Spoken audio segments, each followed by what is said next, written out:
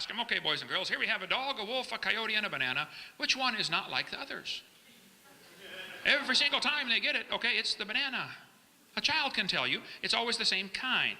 National Geographic ran an article about wolf to woof, how dogs evolve from wolves. I agree, but it's not evolution.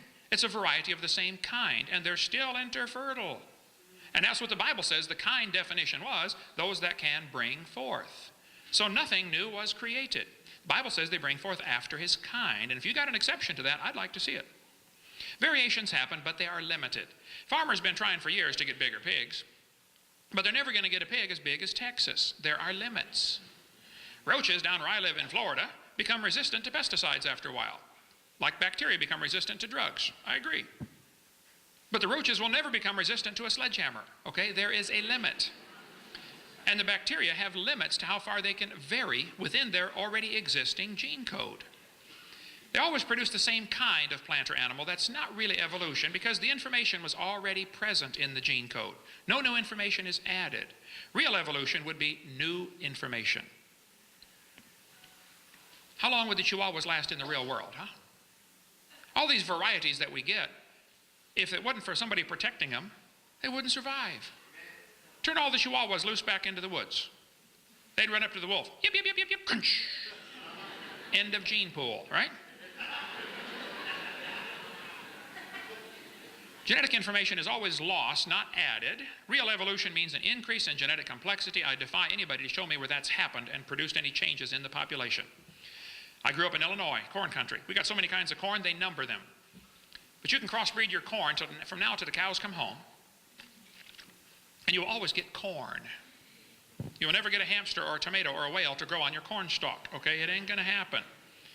Variety of dogs happen, I agree. This Irish textbook calls it divergent evolution. They say the poodle, the terrier, and the collie had a common ancestor. Oh, come on, it's still a dog.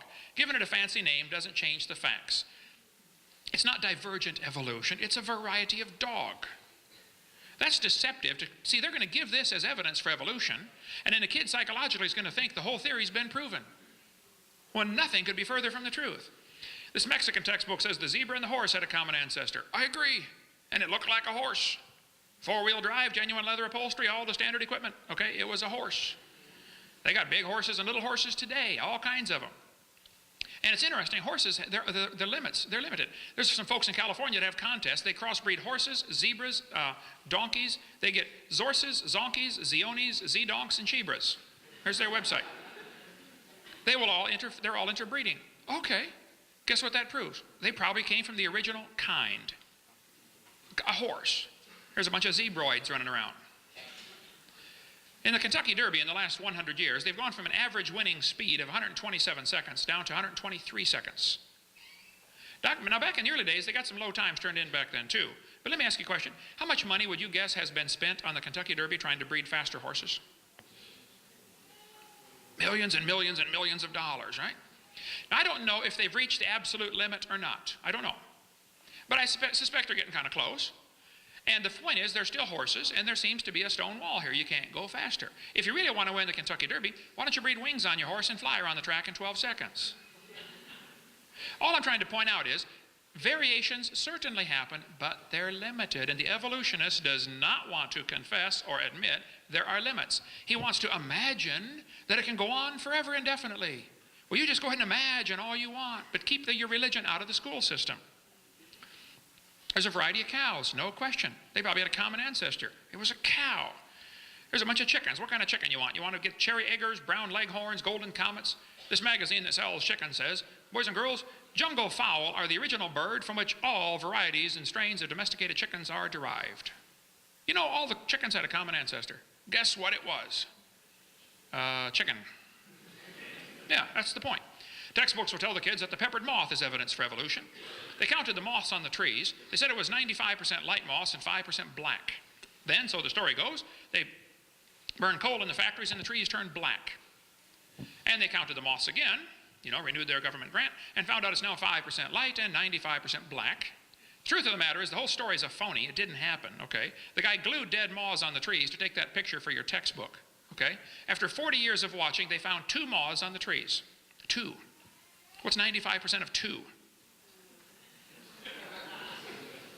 But they still keep teaching this in the books, even though it's been proven wrong years ago. Tulsa Zoo, a couple of months ago I was there, still has this up as a display. Come on, take that down and tear that page out of your book. That's not evidence for evolution. You want more on the peppered moth, get the website iconsofevolution.com. There's a bunch on there about this topic. Textbooks will tell you, kids, you've got a vestigial organ called the appendix. You don't need it anymore. Well, that's simply a lie. You do need your appendix, okay? It is not vestigial. There are no vestigial organs. Your appendix is part of your immune system. Now, if you take out your appendix, it's true you can still live, okay? But you will have a higher susceptibility for quite a few diseases. Did you know you can live without both your legs and both your eyes and both your arms? That doesn't prove you don't need them. The fact that you can live without something does not prove it is vestigial, and that certainly is not evidence for evolution. Think about it. This textbook says the snake has vestigial reduced hind legs. Oh, they're lying to you. Those little claws right there are used in mating so they can maneuver each other into position. They don't have any arms, you know. This textbook says many organisms retain traces of their evolutionary history. For example, the whale retains pelvic and leg bones as useless vestiges. Whales have a vestigial pelvis and leg bone that serve no purpose. They have hind limb bones that have no function. This is in textbooks all across the world. Just imagine whales walking around is true. What are they talking about? They're talking about those bones right there. Just imagine the whale walking around. I can't imagine.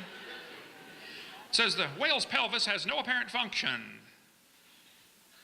The whale's pelvis is evidence of its evolution from four-legged land-dwelling mammals. This is simply a lie, okay?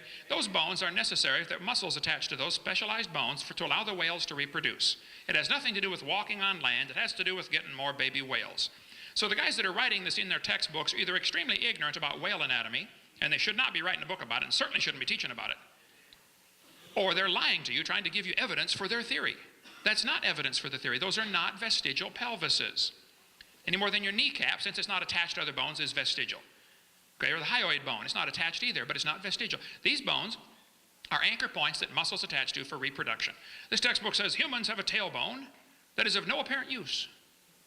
Its vestigial structures is viewed as evidence for evolution. Oh, the tailbone is not vestigial.